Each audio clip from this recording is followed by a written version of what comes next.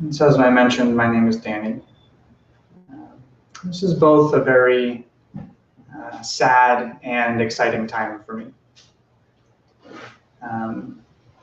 I've known quite a few of you for a while, back when the Sunday sits, not as far back as some of the people in this room were associated with that, but when it was just about 7 or 8 people gathered around here in a circle, and as it's grown over the years. And I've had my journeys of leaving the community at that time and coming back and joining what is now called the Monastic Academy.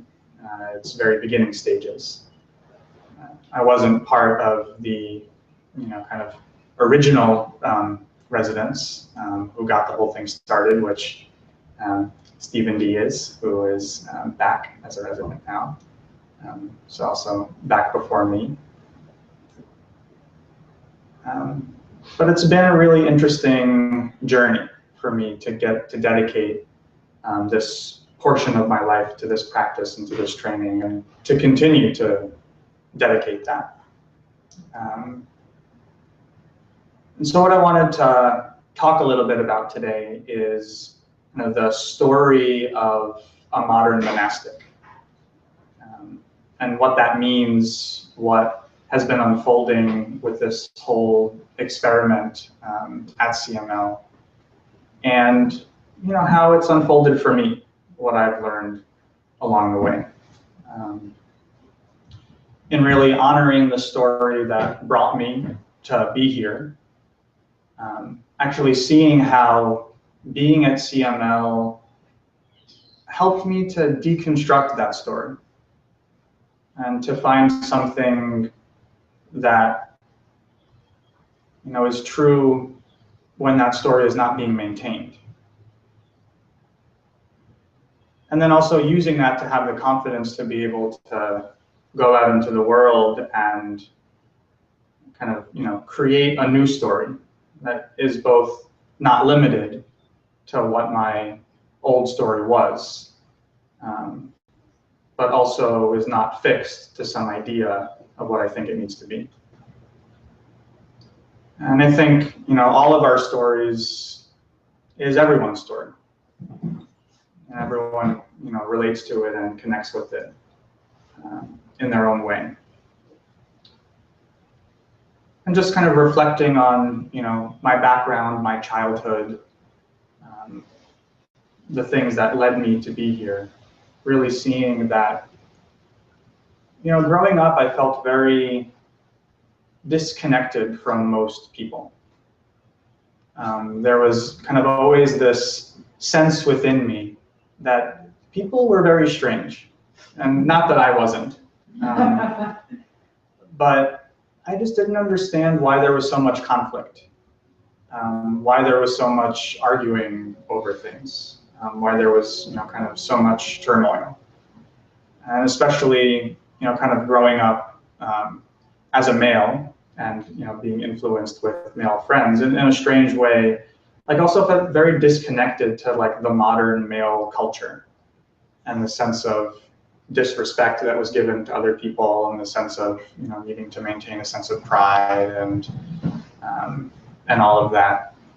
And I had a hard time really fitting in, and I actually found myself being really good at integrating into new groups of friends, but very quickly kind of like dropping friends and finding myself in a whole different scene.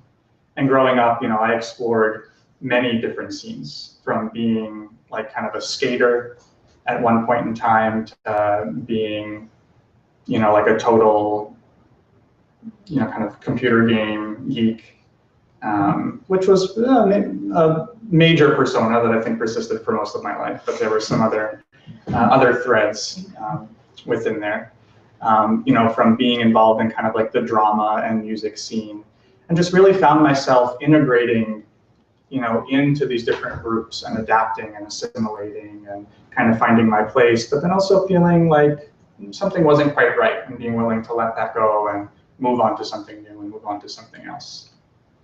And found myself at some point in my life, having to go to college and not really knowing exactly what I wanted to do with my life. I was kind of interested in math and science, or more so I would say I was naturally talented at it. I don't know if it was really my passion and really my interest, but it was something that came easy to me. And kind of like growing up in a family where, there was really a sense of I needed to have a good living to provide for myself and to be able to be financially secure. Kind of a lot of different decisions led me to going to school for electrical engineering. Figured, okay, math and science, things that I was naturally good at. Originally, I wanted to study astrophysics. That was kind of like what my intention was. But then kind of considered, I don't really know if I want to do research, and I don't know what kind of living I can actually make studying that, and decided to go the more practical route and decided to go with engineering. And so didn't really know why that choice was happening, but it happened, and that journey took me to study. And in college, I again did well because I felt like I just was naturally smart in those kinds of ways. I didn't study very much, I didn't try very hard, but still got really good grades. And graduated with, so I remember kind of one of my first big existential crises right after I graduated college. I remember being in my apartment in my little room in the back. It was kind of like past to the kitchen. It was a pretty weird spot, and just like hysterical crying, being in this state of, I have no idea what I'm going to do with my life. I don't know what I'm going to do. I don't know how I'm going to find a job.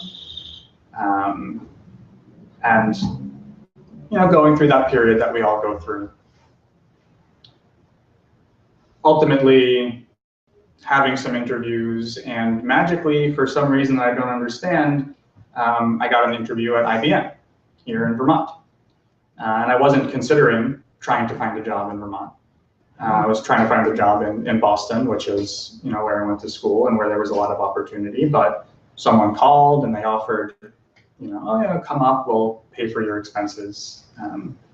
And came, really loved it. It was a great opportunity. Came to Vermont. And so as a person right out of college, making a pretty good salary, having a lot of things going for me in terms of, typical desires in life that most people have been telling me this story for most of my life, that these are the things that will make me happy and these are the things that I need. And, going through day by day and finding it somewhat interesting, but deep down inside really feeling unmotivated, really feeling like this, there's just something about this that is not for me. And couldn't really let myself just sink into it. And I was there for a while. I was there for 6 years, while being in Vermont and being here and being in this community. Got interested in yoga, got interested in meditation, got interested in Buddhism, got interested in the science of all of that stuff and how it interplayed. And there was this spark that grew inside of me. Where something finally felt connected, something finally felt right. Finally, those ways that I felt disconnected my whole life, and really was kind of confused why I couldn't relate to the way that most people seem to act and most people seem to think.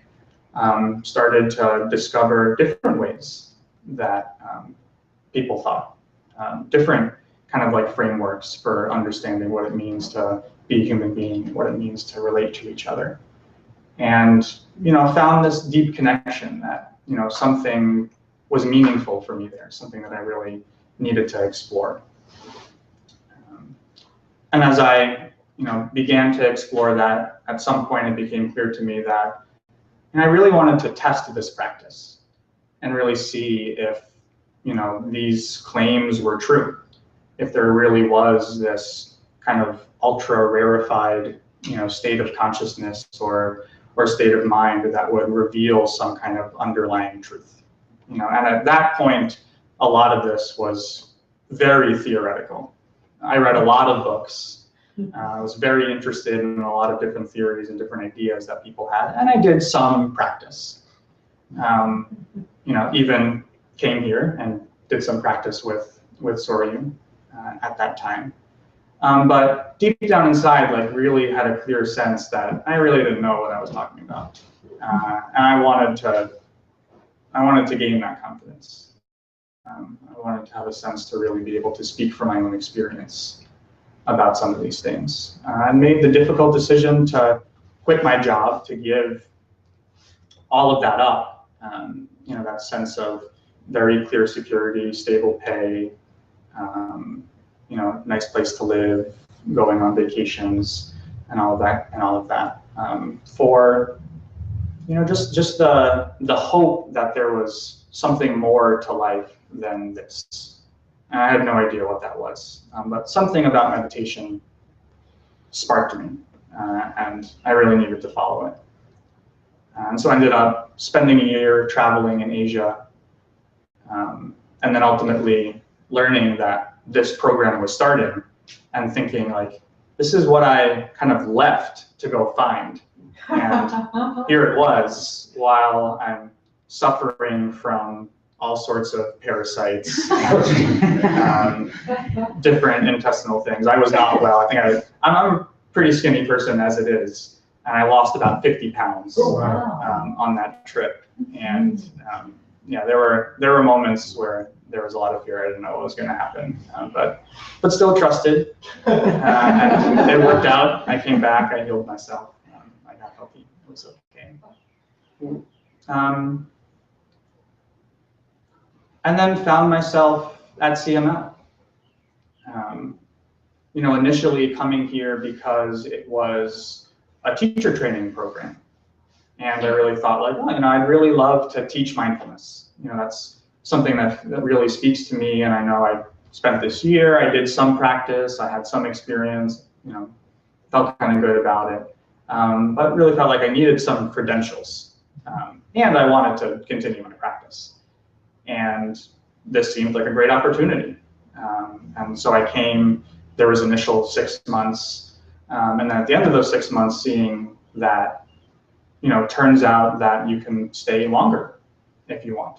And things seem to be going well. And decided, okay, I want to kind of see what happens. I want to continue to explore this. And, one thing led to another. At one point, I was asked to kind of come out of the retreat portion that we were doing, and asked to step into more of a role of responsibility, to help out with the organization of the center, trying to figure out what we were going to do, trying to figure out how we were going to sustain ourselves.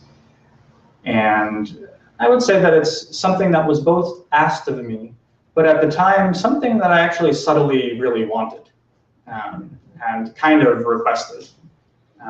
So I wouldn't necessarily say that it sort of just happened. But it was definitely an unknown circumstance, and that's the way things would have played out. And since then, a lot has evolved. Things have continued to change.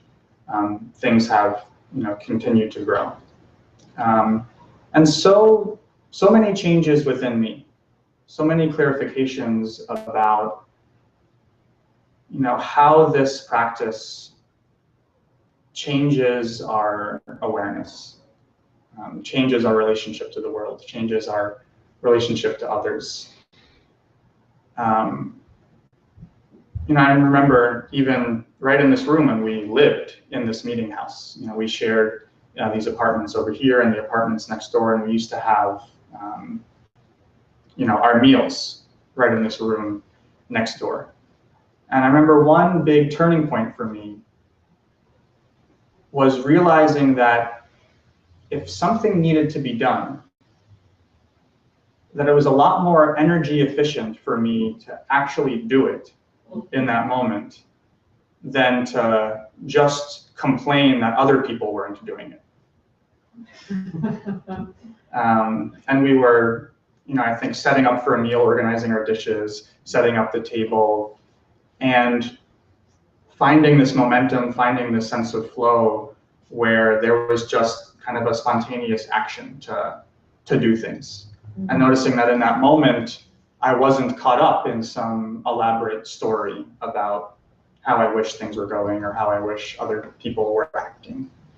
And that there was this sense that, if I just took action, and if I just did what needed to be done, that not only did it get done, and that was good, but it was a lot more energy efficient for my mind. That for so long I was holding on to these, kind of stories and ideas about how I wished other people would act, or how I wished that I would act, and how much mental energy it took to maintain those stories constantly. And instead, just by taking action and actually serving others in a practical way, and actually living out the things that I wished other people would do, I was a lot happier. And that, kind of like little insight at lunch that one day, continued to evolve and continued to grow, and continued to like transform, my sense of self, and really seeing how serving others really did make me happier. Living in a community that was, for a greater benefit than just myself, really did make me happier. When I was constantly busy with tasks that were for some larger good, and not sitting there thinking about myself, that I was actually happier. And it was really incredible to see that, and to see how that evolved over time. And things continued to change. Things continued to grow. At some point, it became clear that it was time to, kind of move from this place and move to the place where we're in Johnson now, where kind of, at least for the community, as wonderful as it was to be here, a really kind of a deeper sense of our own practice could unfold and take place.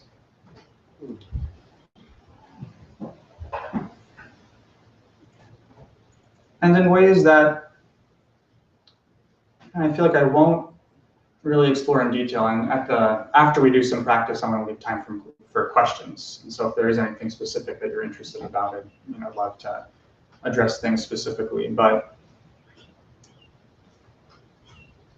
I'll say that the essence of what I've really learned, or the essence of what I've really taken away from this practice, and being at CML, is a clear distinction of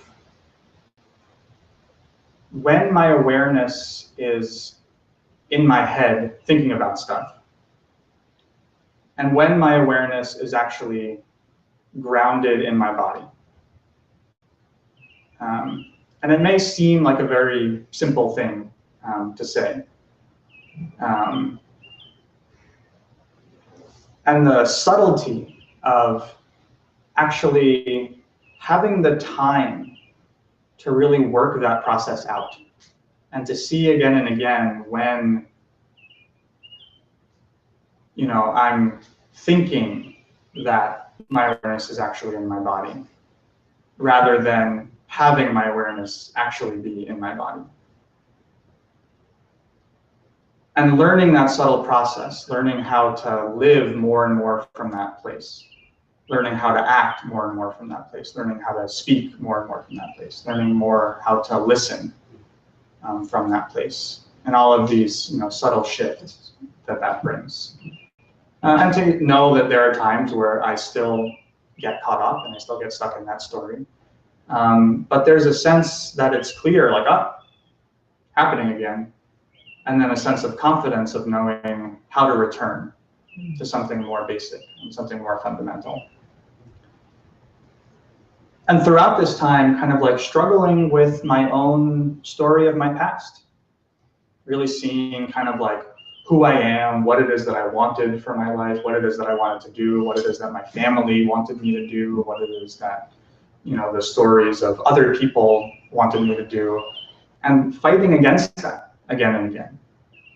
And times when we would go into retreat and really having the opportunity to really drop that story and find something more fundamental and more basic, and gaining confidence in that, and really seeing that it's something that's real. And then coming back out of retreat and engaging in work, engaging with the community, and seeing how that story comes back and keeps tugging at me. And over time, I started to like resent my story.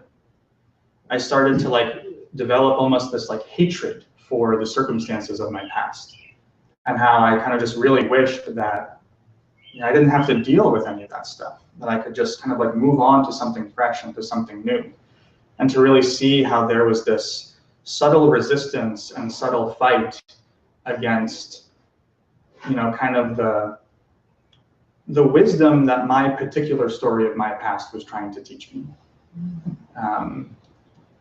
And the things that I could learn from the particular life circumstances that have brought me to where I was, and the challenges that I continue to face.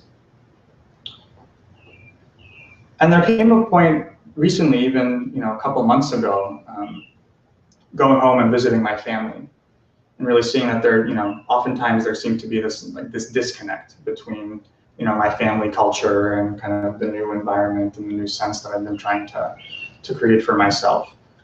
And really seeing how I wasn't like appreciating what that experience has taught me.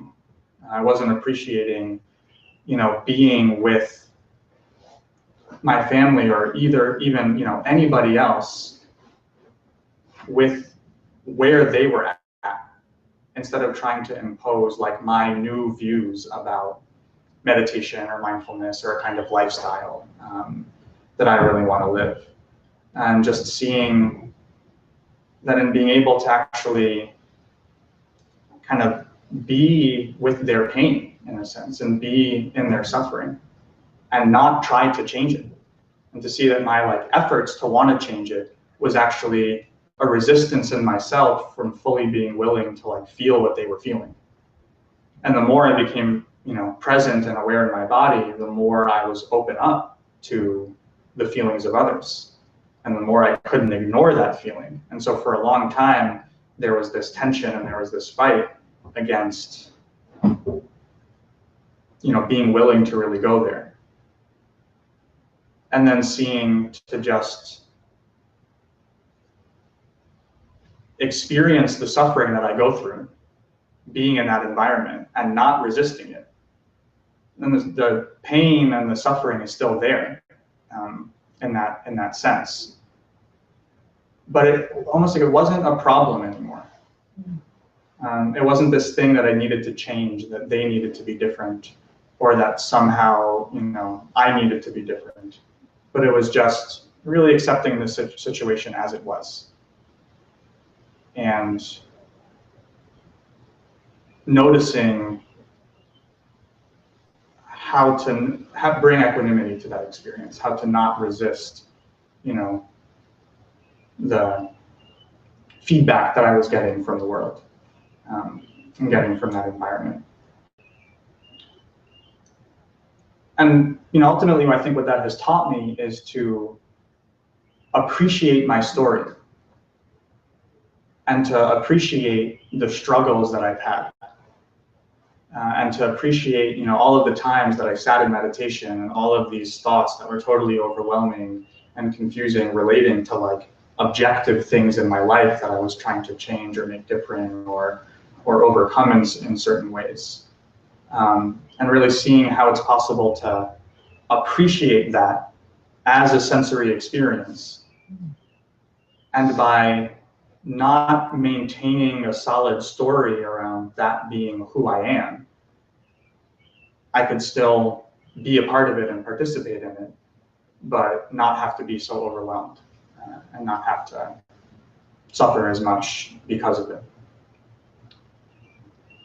And I kind of use that as an example to like illustrate a point that I think has also been a major sense of learning for me at CML, in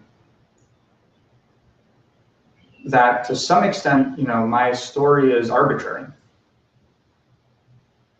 And I believe it because it was my experience, and I hold on to it, and I keep replaying it again and again, and I try to push it away in certain ways.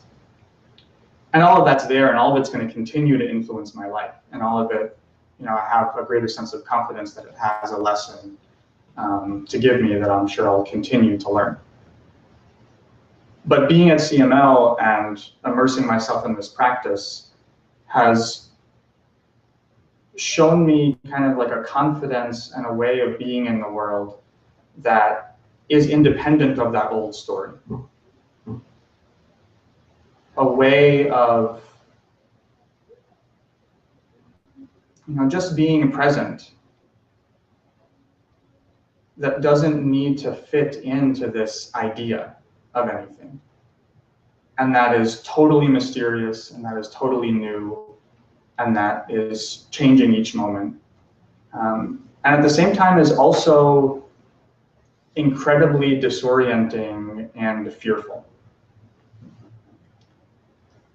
That to like flirt with that state of really dropping the idea of who you were, and being willing to really walk in that direction has been really scary, and could kind of touch it for a moment and then fall back, and touch it for a moment and then fall back.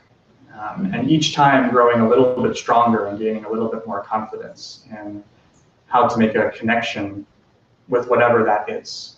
And really seeing how clearly that when I'm able to live from that place of not having this fixed story about who I am, that there's more joy, that there's more energy, that there's more possibility, that there's a deeper sense of connection with other people. And the times when I'm just caught in my head, wrapped up about that story, complaining about it, arguing about it, it got really bad. And having the opportunity to be at CML, actually, for a while, that experience got even worse. That the more opened up to a sense of kind of joy and freedom and happiness that didn't have that story. When I went back into the story, it was terrible. And it continues to be immediate feedback. And something that I feel now, especially going forward, that there's a part of me that won't allow myself to continue to get stuck in that, because it's just so apparent to me how terrible that is. And that there's like a natural momentum to move in a slightly different direction that feels more natural and that feels more free. And that I think opens me up to a greater place of being able to be of service. And moving forward, I can say that my decision to leave was really something that I struggled with for a while. And something just became clear to me that it's what needed to happen at this point in my life and at this point in my journey. And for me, at least, by no means do I feel like I'm running away from something, being in this community. I've greatly valued the opportunity to live this kind of lifestyle and see the tremendous value in doing it. And at the same time, don't feel very confident that I've kind of fully achieved my goal for being here. That there's definitely more work to be done. That I didn't have some kind of experience that I now feel like I'm ready to leave and everything's going to be okay. But there is this sense that I no longer need to be limited by who I thought I was. And I'm really interested in exploring what happens if I totally trust the ability to step into something new and to see where that brings me and to see what lessons I have to learn from that. And feeling that, at this point in this new story, that's something that needs to be explored. And I feel really curious and really confident in that exploration, in one of two ways. That I'm able to kind of bring this practice and engage in the, in the world in a more, social way, and really see kind of like how easy is it to actually maintain it without the container of this community and without like the rigor of the schedule and the practice, and really kind of test what it is that I've experienced. And hopefully from that, maybe learn something valuable to then bring back and contribute at some point. Or at the same time being willing to completely fail. And really realize that, it was not the time. I was not done, I'm not ready to handle this yet.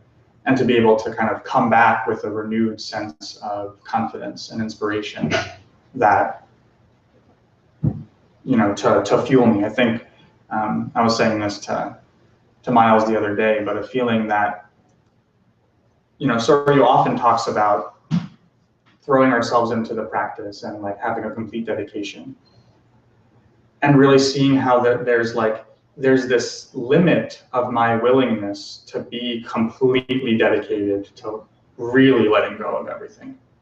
And as much as I, attempt to cultivate the aspiration to do that and see the value and the benefit of doing that, there's just a part of me that isn't willing to fully do it yet. And I feel like, kind of going out on a new adventure and on a new journey to kind of push me in a new way, to gain a new sense of inspiration, to kind of bring that to the next level. And that at some point, kind of, I've gone as far as I'm letting myself go. And, looking for something that will enable me to push it further. And the thing that has become, very clear in this transition is I'm considering, okay, so what am I going to do? Am I going to find a job somewhere and kind of continue the practice, but figure out a way to survive in a certain way? And I really love to teach mindfulness and to teach this practice in whatever ways I can be of benefit. Maybe in corporate settings and leadership settings and groups like this, maybe somewhere else. But seeing that in that whole exploration, in trying to see, okay, am I going to find something else that I'm going to do that I think is somehow going to stabilize me and bring me, in the next direction in my life? Seeing that clearly that is not the way. That the whole prospect of even searching for jobs and even imagining kind of like working in the kind of environment that I used to work in before is just like every part of my body just resists it. And the clarity that's really brought, and we talk a lot about living our vow, is that at this point, if I'm going to leave, if I'm going to not stay at the center to continue to deepen my practice, the only thing that's worthwhile to leave for is to actually kind of be true to who I am and what it is that I have to offer, and bring something that kind of is unique to my story and to my life, and to connect with others and help others in only the way that I can. and that's the only thing that is motivating to actually go out into the world and do something different. Everything else, it's just clear, is not the way to go. And that's incredibly scary.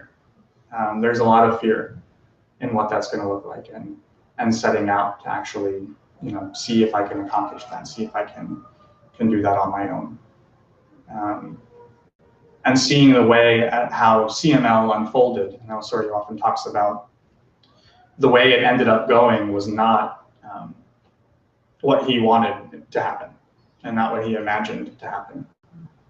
And so being very clear that, I have an intention, I have a direction, that a sense of embodiment, and sharing these practices around being really clear about how to be present in your body, and live from that place in some way, is something that I want to share. But what form it ends up taking, who I end up connecting with, how it ends up being expressed at this point is a complete unknown. And knowing that even that intention might take me in a completely different direction, to find something else. And to see, reflecting on my whole experience of holding on to a story, learning how to appreciate that story, letting go of that story, and knowing that there's a new story that is going to be created.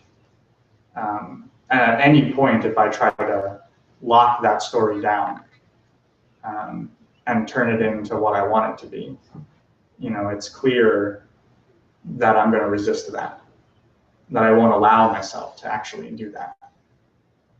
And to have the confidence to continue to be in that place of unknown, and openness to explore, what this new story that wants to be expressed is.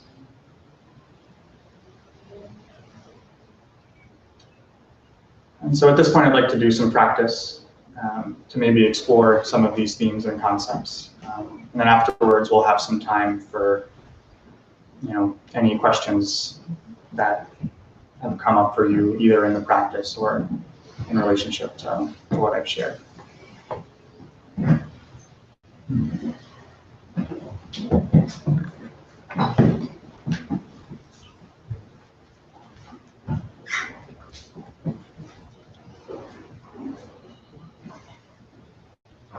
So as we've talked a lot about here, and has also been a major theme of my practice, and Surya repeats it again and again, and I'm going to repeat it again and again, that posture is extremely important. And that there comes an awareness when your spine is straight, that this practice just becomes easier.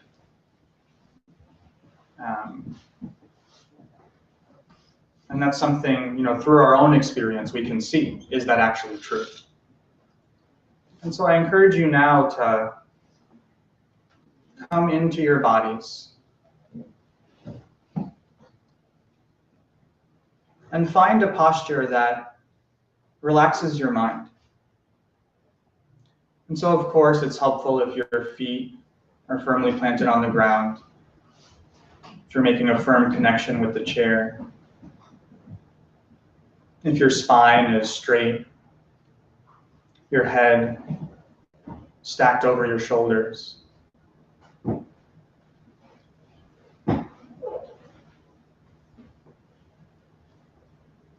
But I invite you to pay attention to the clarity of your state of mind right now. However you want to relate to that. Just how clear you feel in your experience at this moment.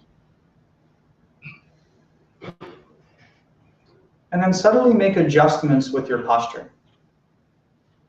Maybe leaning back and leaning forward. Moving through that center line. And just notice, is there a position that you can place your body that makes your mind a little bit more clear?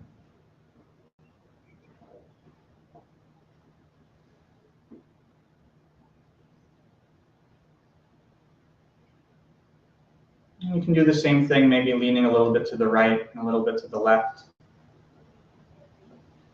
moving through the center line. And then letting the judge be, is there a place in the center where your mind is a little bit more clear?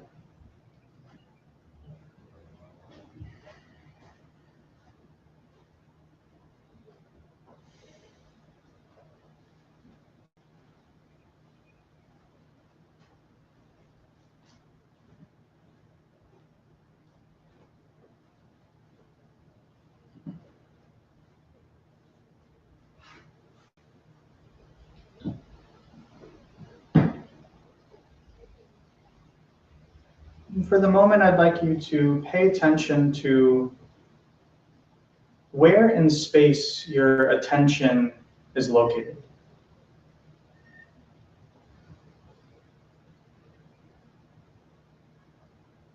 In particular, within the confines of your body.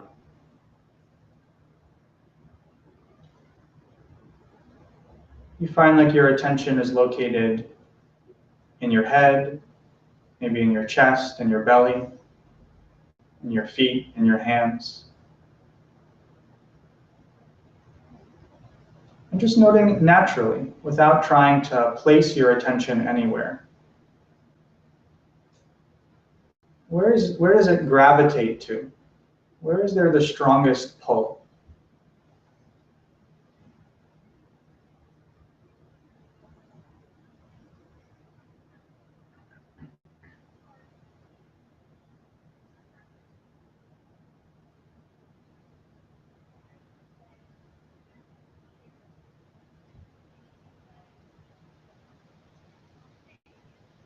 And as you do that, also noticing, is there any story being maintained right now?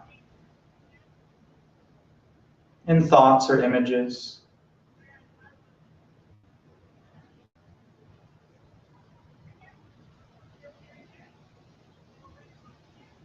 And where do you perceive those thoughts?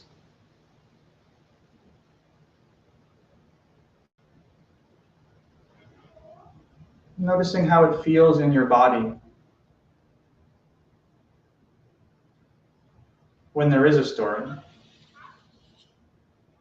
And maybe there isn't a story for you at this moment.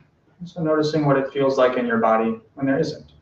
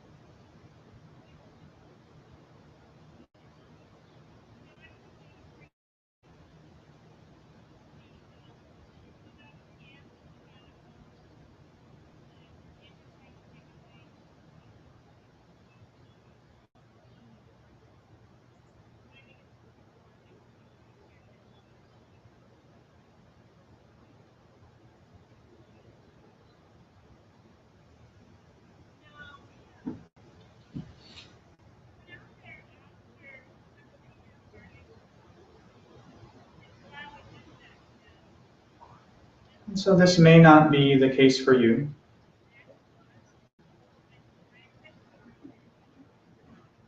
It may be typical that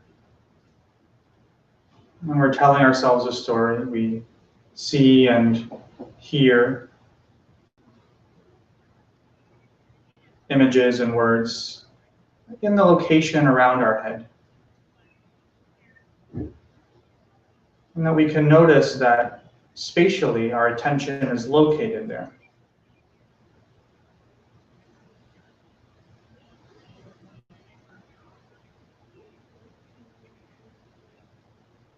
And that we have such a habitual pattern of buying into that story, of identifying with those images.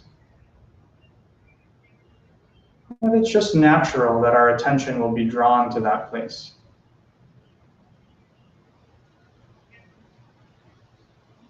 But that's the pattern that we feed.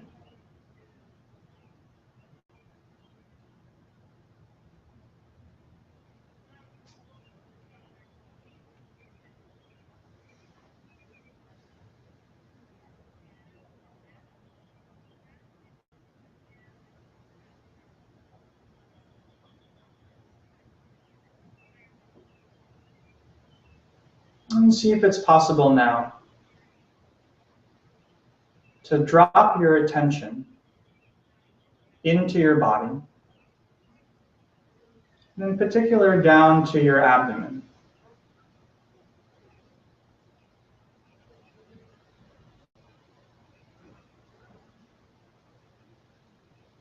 And you can use your breath, in particular the exhale,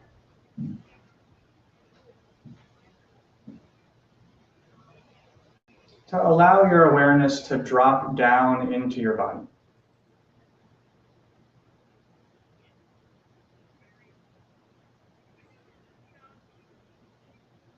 And then as you inhale, see if it's possible to keep your attention in the abdomen.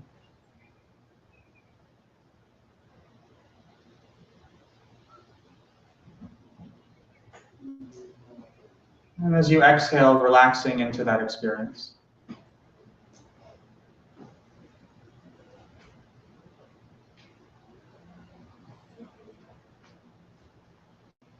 And if you notice that you become distracted, is it in fact the case that the attention was spatially pulled back up into the head?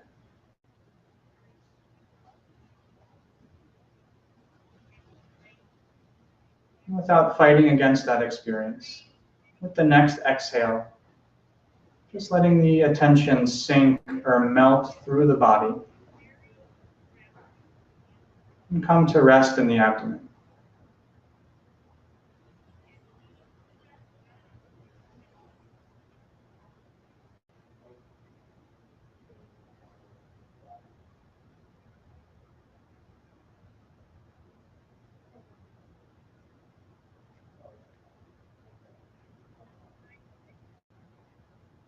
And as you do this, you might notice that sense of gravity really wanting to pull the attention back up into the head.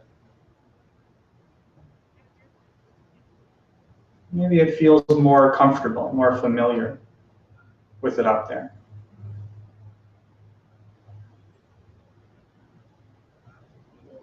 And then to drop it down, maybe there's a subtle sense of resistance or tension or tightness that's experienced.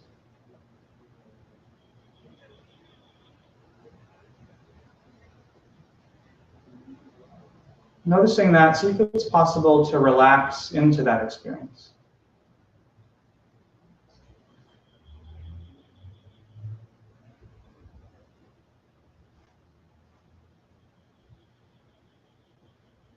Letting the awareness drop low into the body.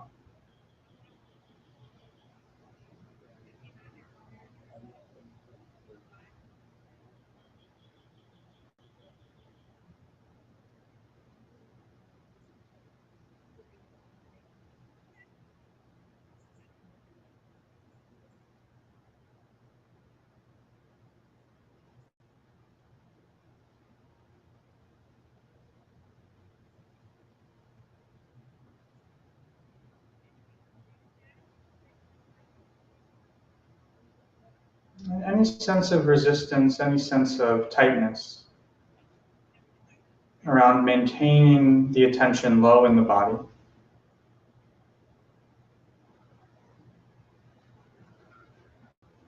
Open up to that experience. Relax into it.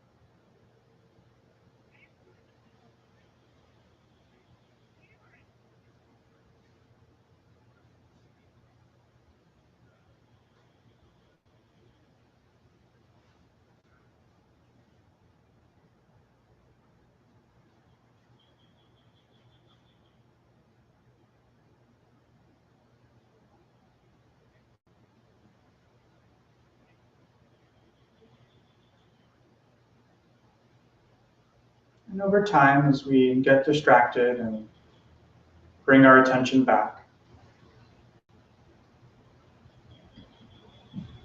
paying particular attention to when your attention is staying in the abdomen or low in the body. Is there also a story being maintained?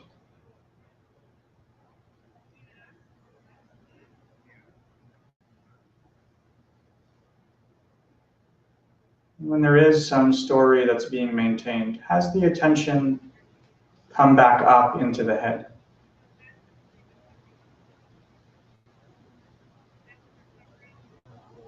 And so see if you can be really clear about these 2 points. Where in space is your attention? Either in the head or low in the abdomen.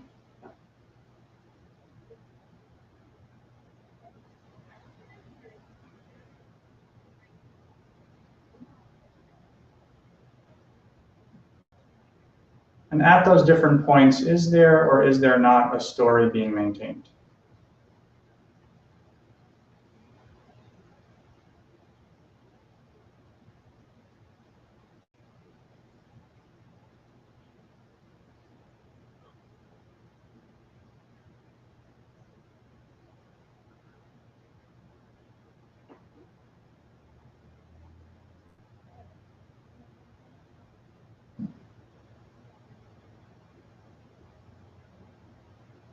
And if you find yourself getting sleepy, you can make your breath a little bit more active. And deepen your exhale as you hold your awareness in the abdomen. Notice how a little bit more of an active breath can bring some more energy and engage your awareness.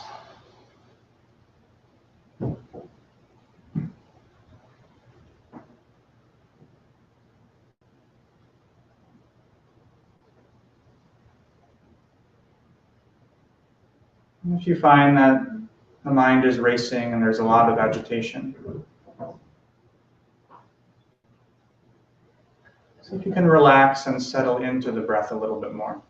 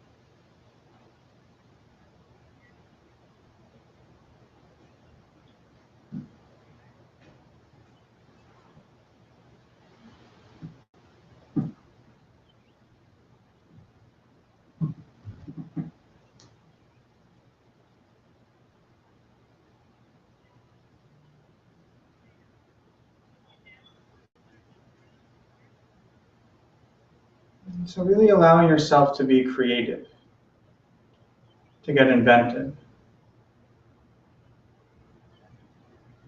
How is it possible to maintain your attention low in the body? To actually feel from that place.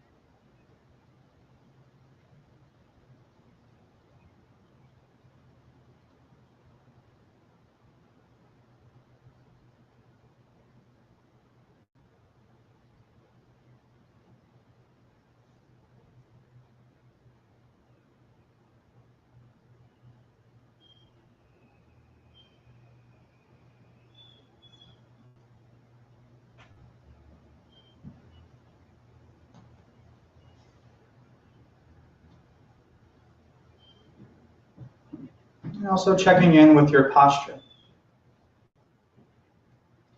Noticing if it's difficult for you in this moment. Is your spine straight? Is your head stacked over your neck?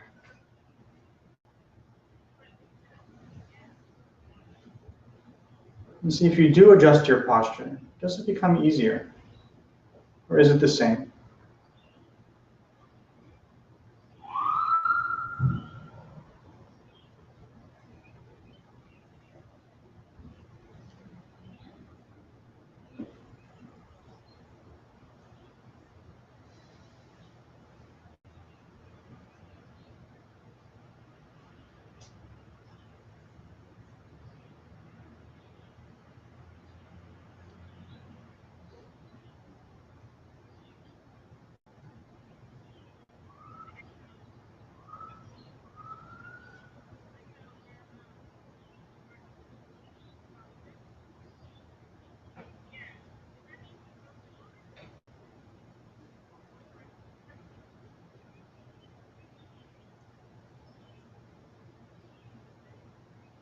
And to whatever extent you are able to make a connection with the abdomen, having the attention low in the body.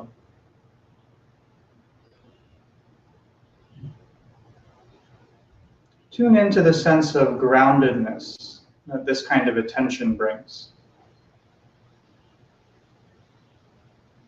A sense of being stable and being present.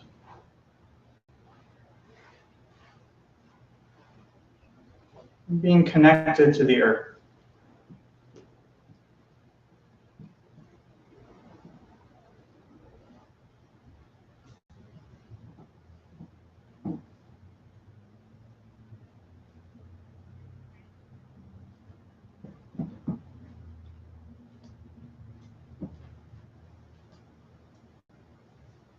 And in the moment, I'll ring the bell.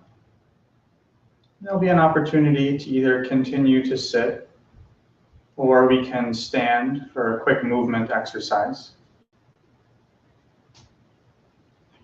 But either way, whether you continue to sit or you stand and join me for some movement, continuing with this technique and moving from a place with your awareness grounded in the abdomen, grounded low in the body.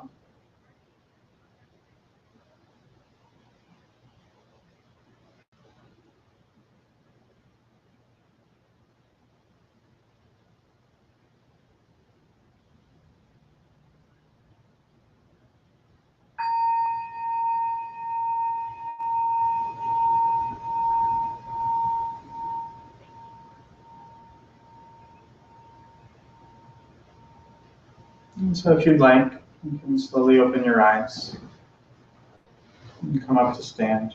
And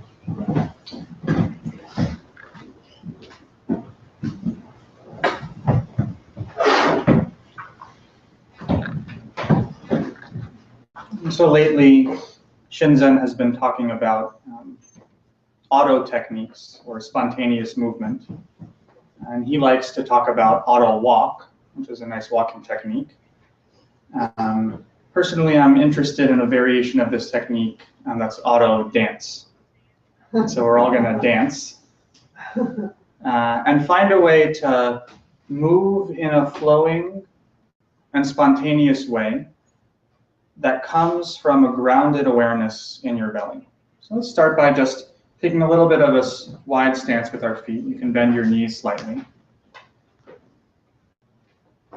And with an exhale, just dropping the attention down into the belly.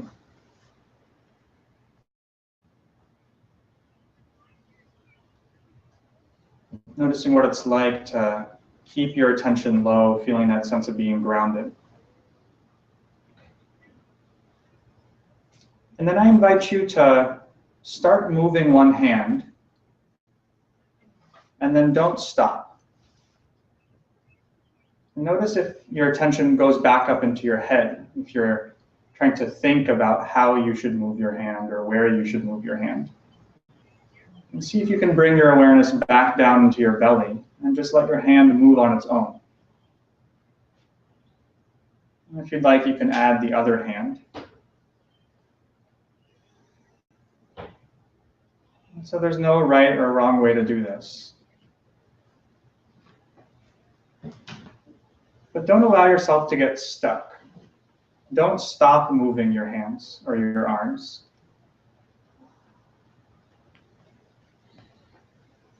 And keep your awareness low in the body. And tune into the fact that you don't actually know how you're doing this right now. How is this decision being made about how your hand should move? And if you notice yourself falling into a repetitive pattern, see if you can allow yourself to explore something new.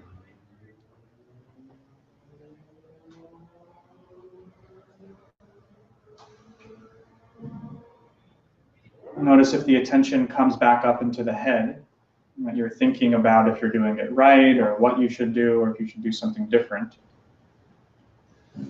And then bring it back down into the abdomen, low in the body. And let the movement happen on its own. Paying attention to that spontaneous nature.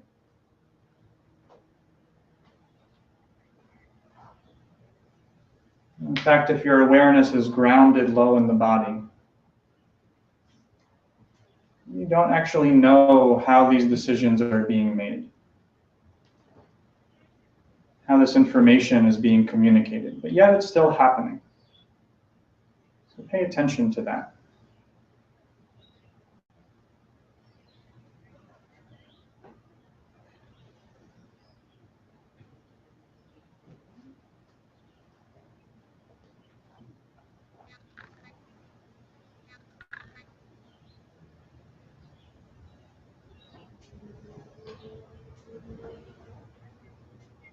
Noticing if there's any resistance or tension that comes in the body.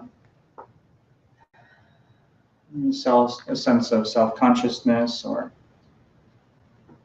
any kind of pain or discomfort. You see how your movements can relax that in any way.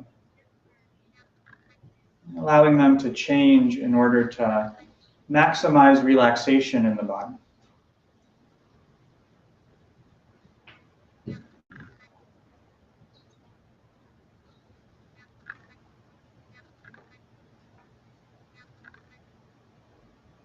And keeping the awareness low, just don't stop moving. It'll be one continuous movement.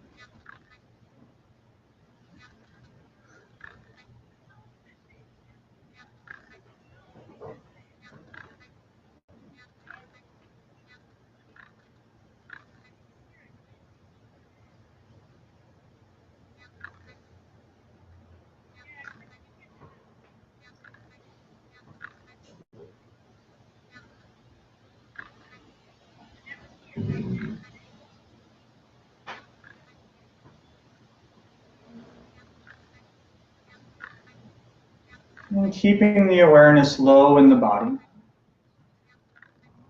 we'll transition from this movement in a continuous way back down to your seat. So you can slowly start to let it unwind. So you can let that continuous momentum bring you all the way back down to your chair.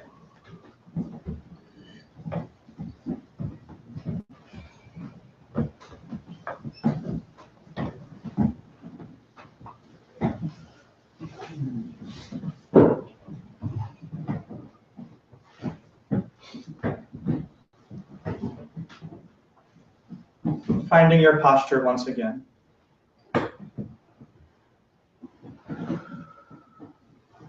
You can quickly scan your body. Just notice what you're feeling now after moving in that way.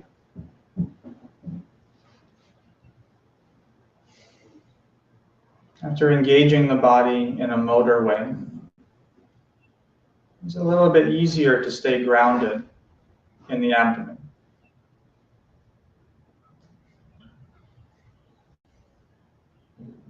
A little bit easier to let go of our story.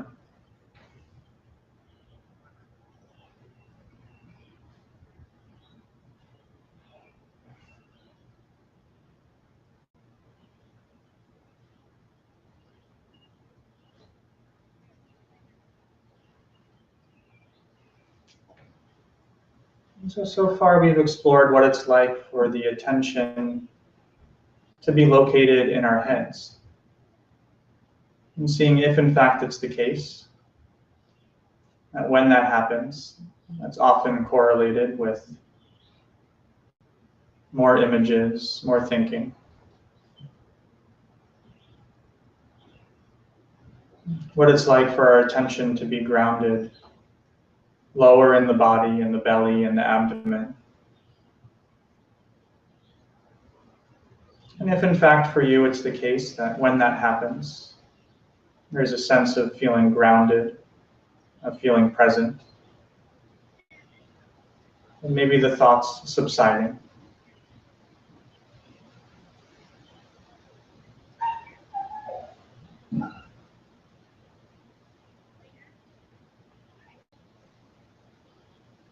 And we're going to explore one more location in the body.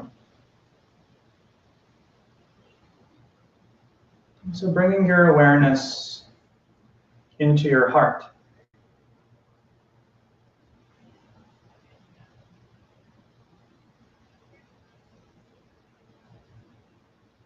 And so spatially, seeing if it's possible to locate your attention right in the center of your chest.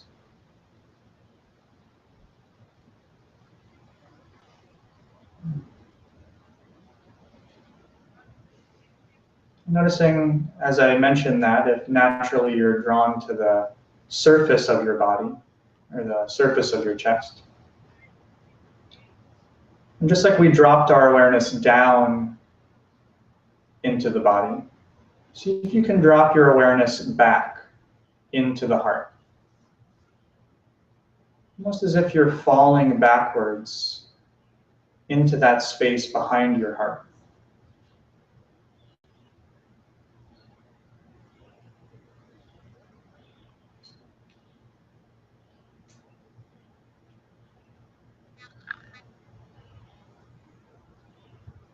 And simply breathing with your awareness there.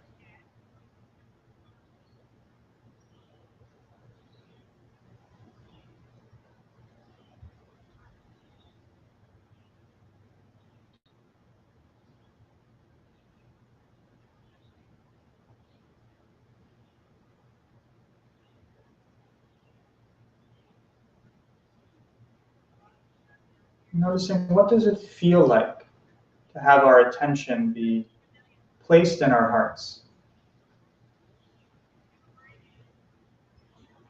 as opposed from in our heads thinking about ideas like love or compassion.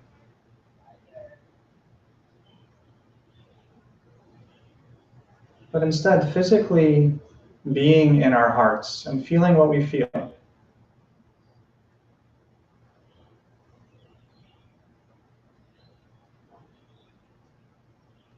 Is there a sense of openness?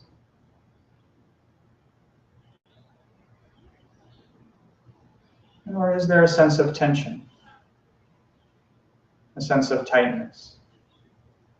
Or perhaps a mixture of both?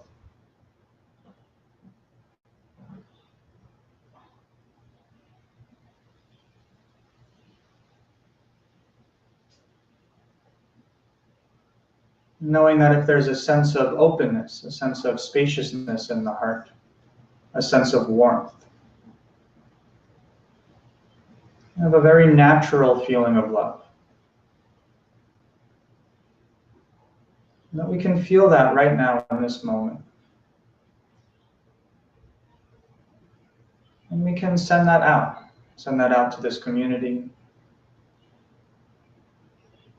send that out to others.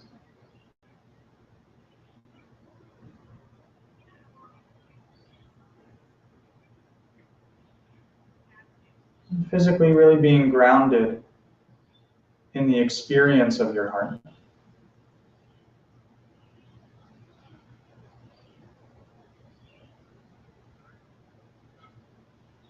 And maybe we feel a sense of tension, a sense of tightness, a constriction.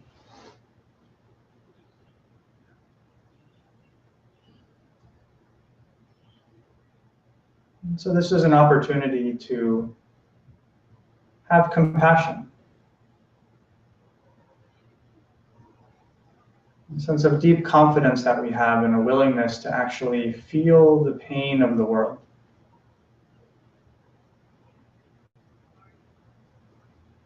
Maybe it's our own pain, maybe it's someone else's pain. Maybe we don't even know whose pain it is. But for whatever reason, right now, we're feeling it.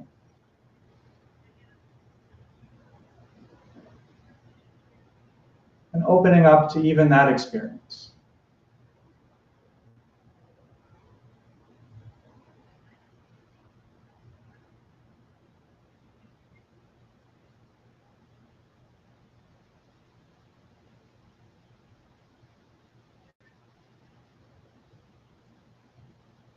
Noticing if our attention wants to jump up into our heads and have ideas about what's going on.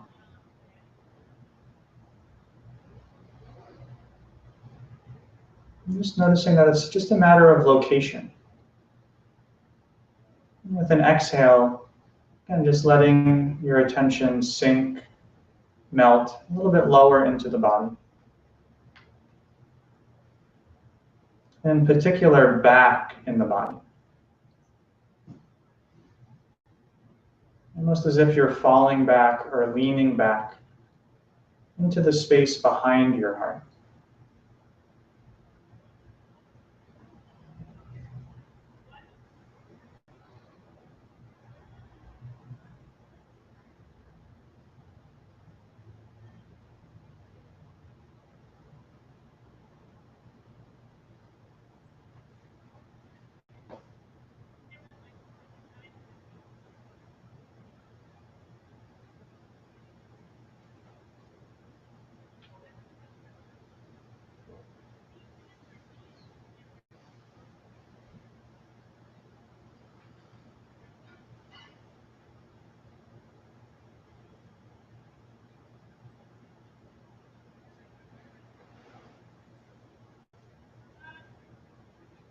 And once again, checking in with your posture.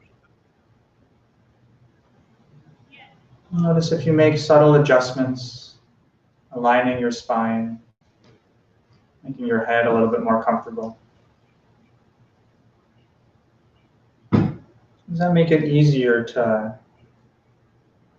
rest our attention in this space?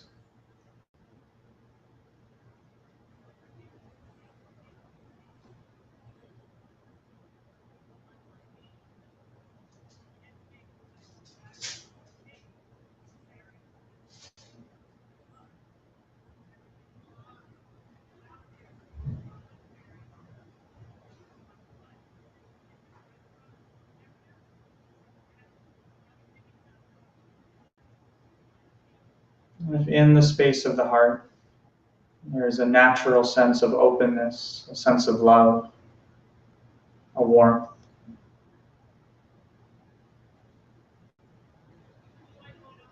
just allow that space to radiate out, to touch others, to connect with others. And see if you can feel that connection.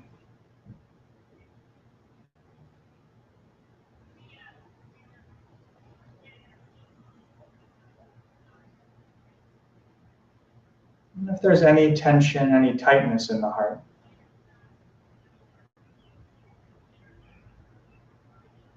relaxing into and allowing that experience to be there.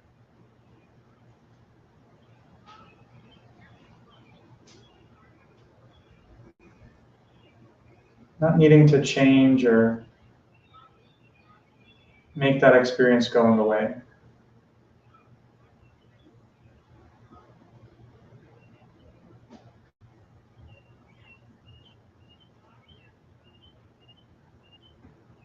Knowing that maybe there's a pain for yourself or for the world.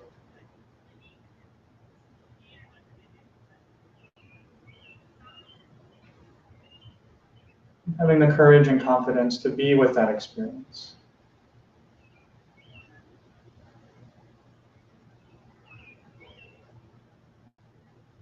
To feel it fully.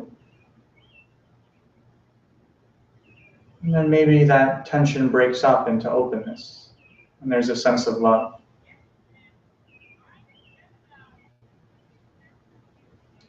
And maybe that sense of love and openness allows you to tune in to the pain of others, and there's a tightness and a tension.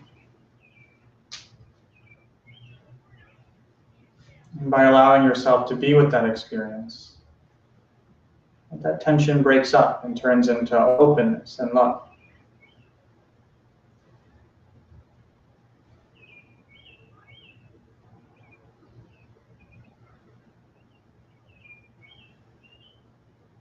And so any experience is fine.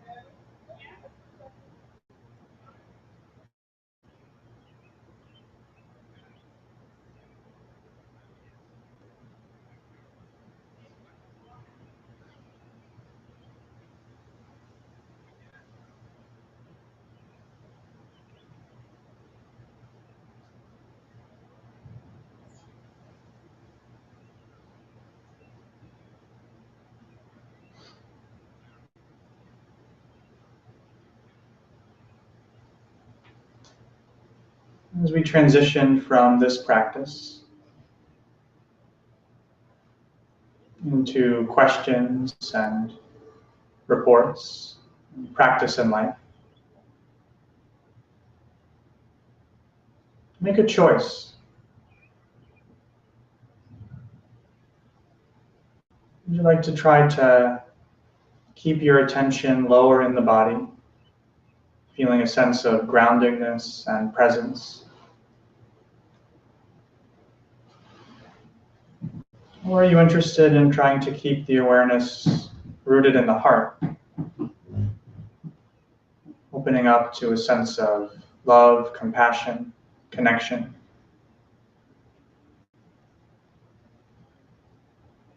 And how is it possible to have a conversation, to be with others, to move about the room, without letting the attention get stuck in the head, get stuck in our stories? And we might be pulled back again and again. Just seeing, is it possible to come from a different place in the body? And how does that affect our awareness? How does that affect our perception?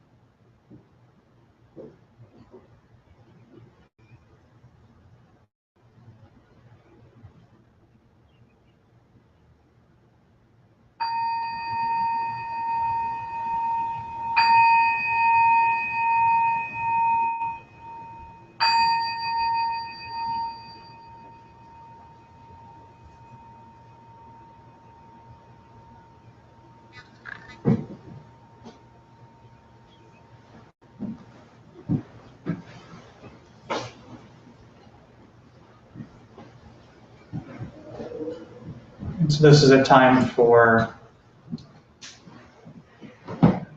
Any questions, reports about that practice? Questions for me?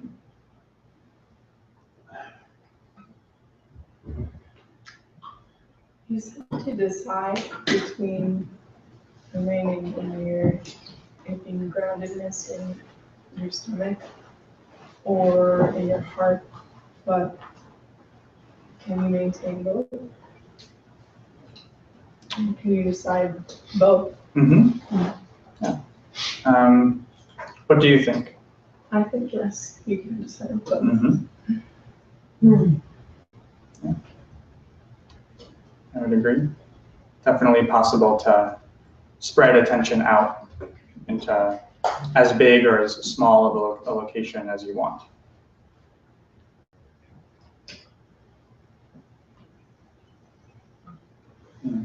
I guess I'm kind of curious. What's the feeling like when you include both? It feels like a symbiotic relationship. Mm-hmm. Cannot have one without the other.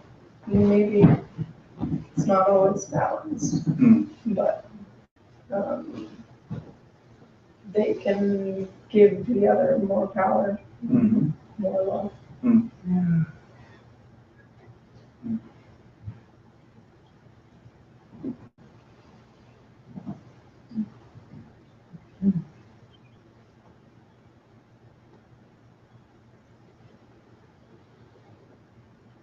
Can you say more about how it's possible to spread attention? Because my experience of attention is usually that it's pretty focused in a location. And I don't really have an experience of having attention spread. I have experience of awareness being spread, but not attention. Can you say more about that? Sure. Well, I think it's a matter of how you're defining those words of awareness and attention. At least in the way that I like to use those words, and I think different people might have different definitions about it, is that awareness is already everywhere. Can't necessarily be changed or spread in a certain way. And attention is sort of the subset of awareness that you're focusing on at that particular time, even though there are other things in the background of awareness, some in our consciousness and some too subtle that maybe we're not aware of at all, but are possibly in there somewhere. So I think whatever sense of spreading of awareness that you have, that is likely what I'm referring to in terms of spreading your attention. Does that make sense?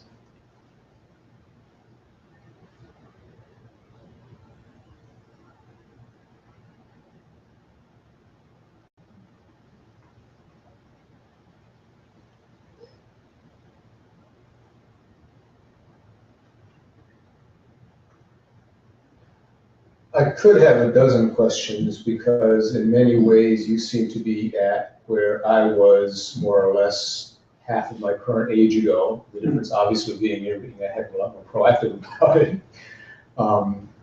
But your talk, you spent time concerned of whether you got enough out of CML, whether your upcoming move is going to get you a job, all the valid concerns we all have with a pending transition upcoming.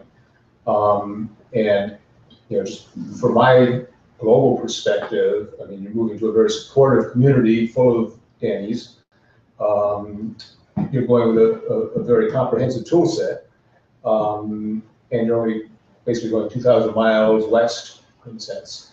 Whereas, please contrast that with a number of years ago when you left the incredible comforts of IBM to travel for a year in the Far East with none of the above, not a welcoming community, not nearly the skill set you have today, if any, and off into the middle of nowhere, in a sense, right? And a very different, often a very different journey for which you were clearly less prepared. So you're very concerned about the upcoming transition, but contrast that with what sounded like a very intentioned move to leave the comforts of IBM to go off into the middle of the Far East and find something you didn't know may or may not be there. Some persons. Yeah, I think interestingly enough, especially after you know, gaining more experience in this practice over the time that I did make that first move, I think that this move is a lot more challenging for me.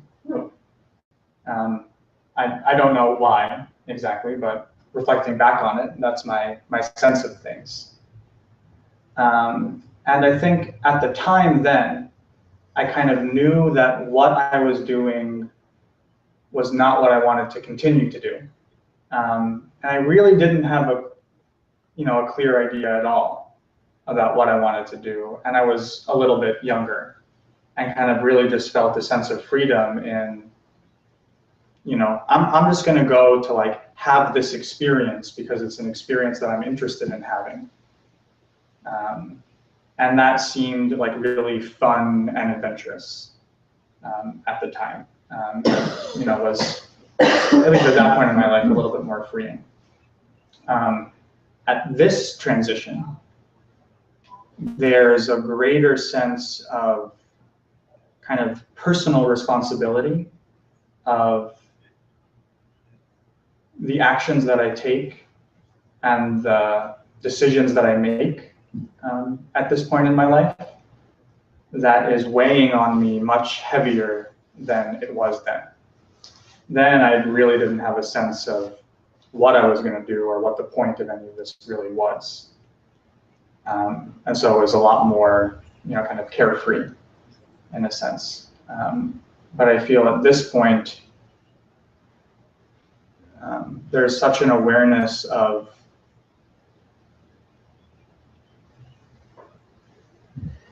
the importance of valuing my time and not taking life for granted.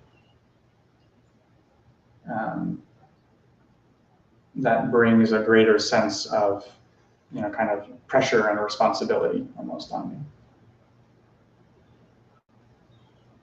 So in a sense, leaving IBM, even with that dramatic shift, that was more of a vacation, almost a carefree vacation.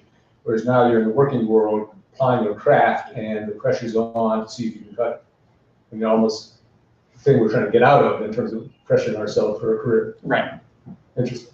Okay, what's it? Good luck. Thanks.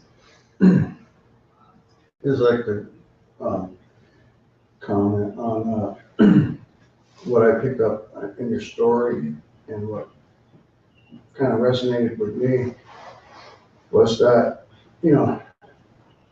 if I can show up any place, and if my motives are to be of service to others, then what else is there? And you mentioned that you were happiest when you just dropped all the other stuff, dropped everything, and just were present and in service to others. Really, there isn't anything else to be concerned about. And even in like my life, I found myself driving buses for CCTA. It was a pretty hard job. You're responsible for a lot of people, there's big machines, there's people lying around, there's distractions, cell phones, there's management crawling up your ass for every little mistake, there's cameras, all this stuff, right?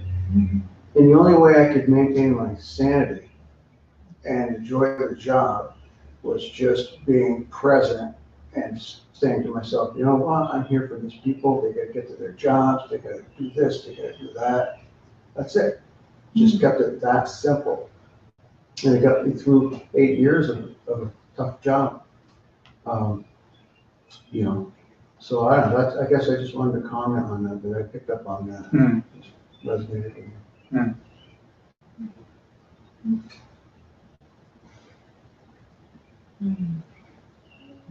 Thank you, Brad.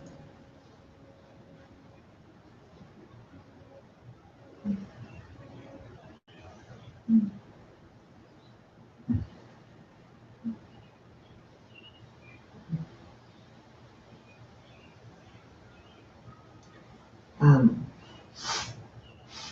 you and I were talking before this time, and I'm also facing major stepping out, and it feels to me as if it's the nature of this time on the planet, less about the personal and more about all of us. And so those of us who are actually physically stepping out are maybe just doing it for everyone to, because things could get really strange pretty soon. And we have to be ready to face the unknown, whatever that, whatever ride that. So I'm just saying, maybe we're all doing that and being present is all you can do. And to know that we're not alone.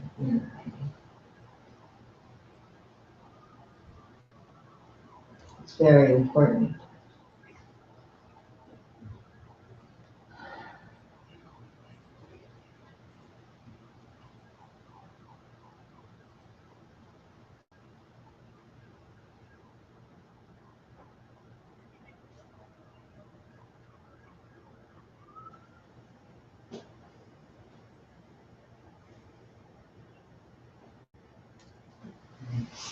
How will you know when you're being of service to others?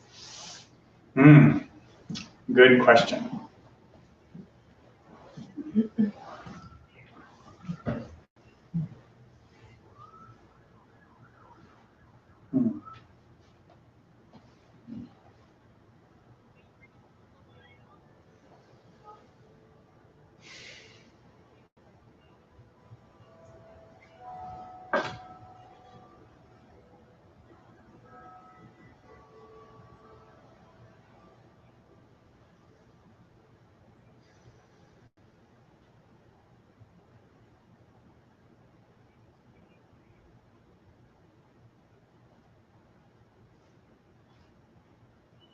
I don't know if I can say with honesty that I can be sure about that. Taking a moment to pause and really see what comes up. I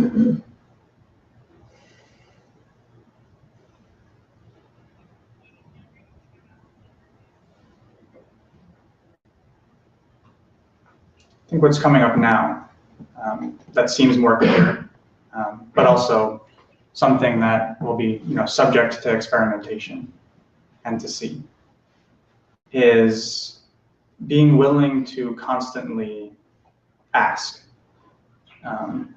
what is needed and what is really being asked for, rather than trying to kind of impose certain ideas on other people, and to the best of my ability, help guide others to their own conclusions. That's rooted in a sense of feeling, deeply at ease and deeply at peace. At least I have a sense that if we really tune into what our bodies are telling us, and that we're able to develop the capacity to feel in the ways that I've explored of being grounded and kind of listening to what the heart is actually saying, that we know sort of if what we're doing is, at least from our perspective, valuable or not valuable, or skillful or not skillful.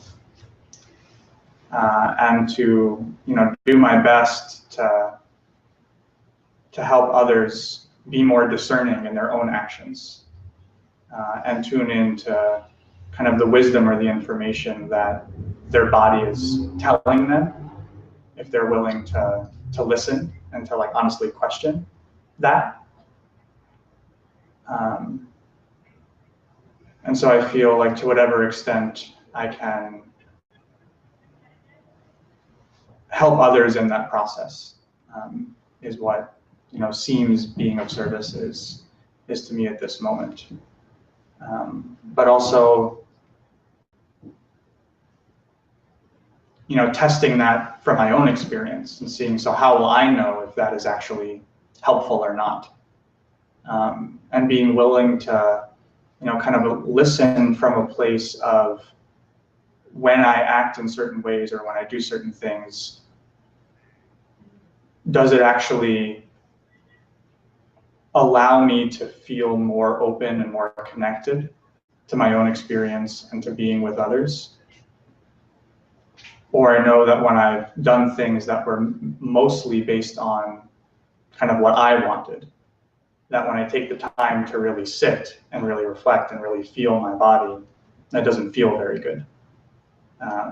And that conceptually, maybe I can lie to myself about what's helpful and what's not helpful.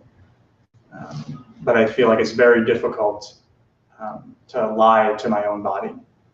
That deep down, it kind of like feels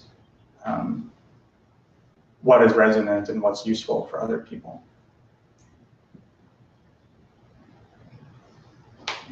Thank you for that question.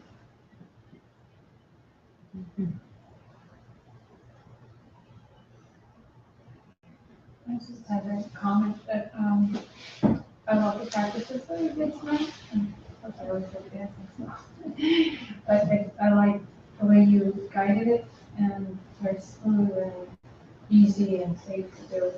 And I just think it's wonderful and great what you're doing. Just having this incredible practice.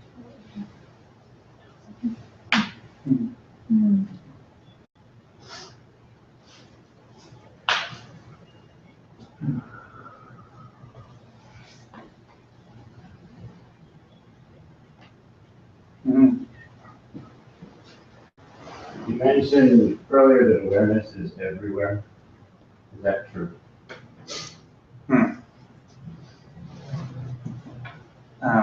Thank you for challenging me on that. I don't know if I can say with my direct experience that that is in fact the case. And so perhaps I was too quickly to make that statement. But in the way that I understand how those words are sometimes used in a technical way, that is what is expressed. Yeah, I agree with that. But if you find out answers to the real question.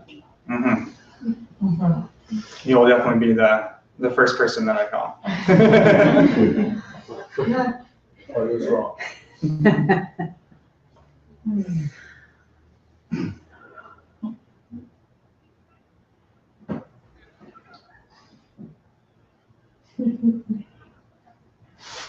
Yes, thank you for this practice, and your wonderful guidance, and I just want to say the past 3 years, I've seen you live out your insights that you spoke of in terms of, doing the thing that needed to be done. I've seen you live that out in a wonderful way, and very gracefully, and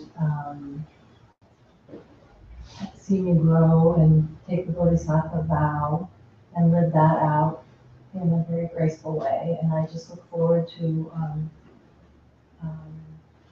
knowing you and having the benefits of your insights and seeing you live them, because you have, and that's very inspiring to me.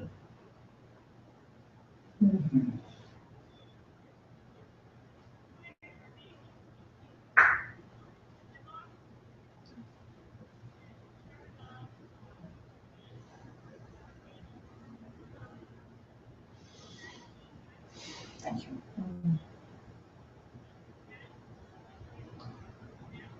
Yeah. I'd like to acknowledge you as well.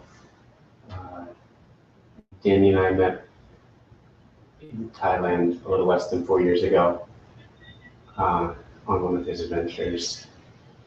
And it's just so apparent how much you've been like at it over those 4 years. And it's been a real pleasure to re-meet you. So, thank you.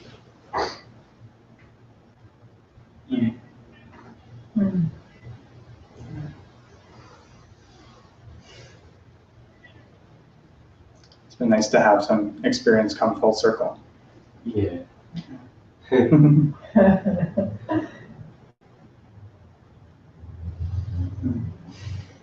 I noticed that I was really restless at the beginning of my practice, both mentally and physically. And I noticed that it was kind of a reflection on how I feel about this whole topic and my path, and having just graduated UVM and what I'm going to be doing in life. So I've been struggling with the idea of having what the American standard of getting a job and sitting at a desk, and what my parents want, what they are supporting me for, and having had this college education, and also realizing that there is something more, and that I don't want to be chained to a desk for however. But I don't know, so the idea that I'm struggling with is privilege, and that I feel very privileged to be having this conversation in my head, because I think that a lot of people don't. And so I feel like, who am I to even consider not having a respectable job? And I don't know. So I guess my question is how you address privilege while still staying true to yourself. Yeah, I think it's very, very important for me to reflect on that. Probably a lot more than I actually do. I know I've had the opportunity to be really confronted with this question a couple of times, and really see like, oh, how often I take for granted how privileged I am. And how even despite that, I still complain a lot sometimes about how unprivileged I am in other ways. And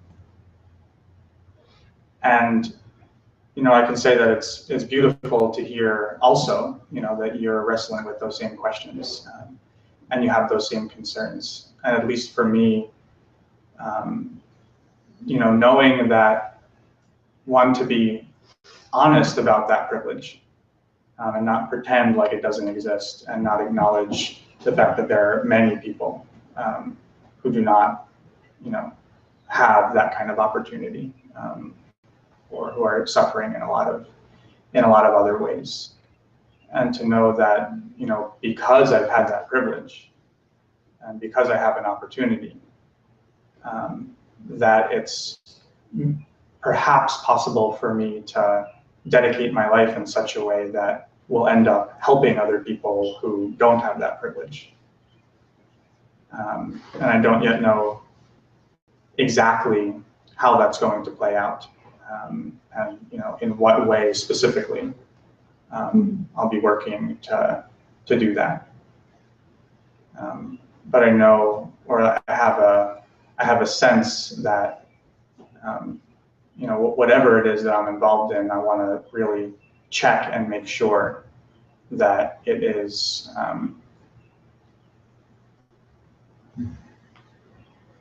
you know, enabling some aspect of this question to be addressed, whether in a very direct way or in a more subtle way that's part of a bigger whole.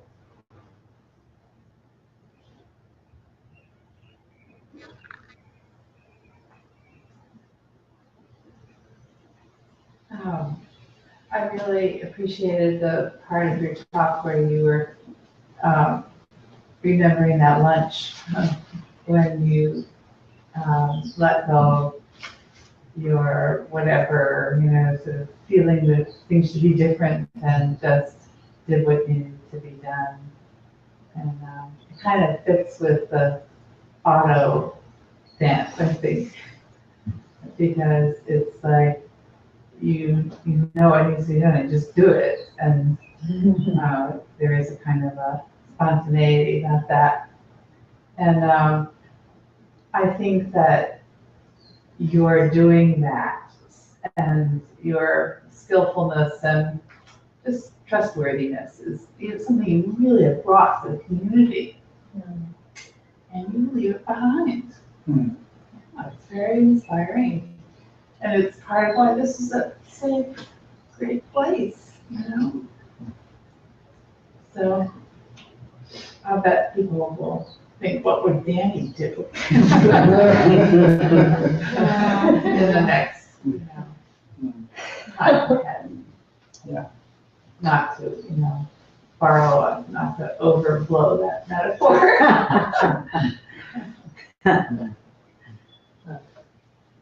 This time. This time. Thank you. You know, maybe I'll just say very briefly, I know that it is time, but how grateful I am for this community. And I know kind of like back in the early days, sort of used to, you know, really keep us in line about acting like we knew things in terms of the community, and like being one to really sort of like give advice or to like offer things.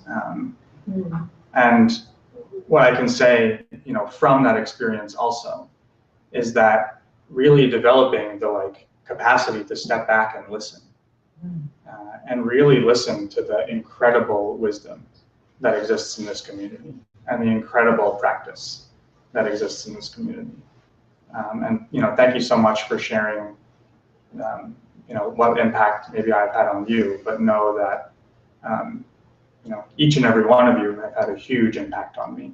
And there's been so many lessons learned and insights gained from your willingness to come here every week, and, you know, be honest about your own experience. And I know that that will continue, and that I'll be back for sure. So at this time,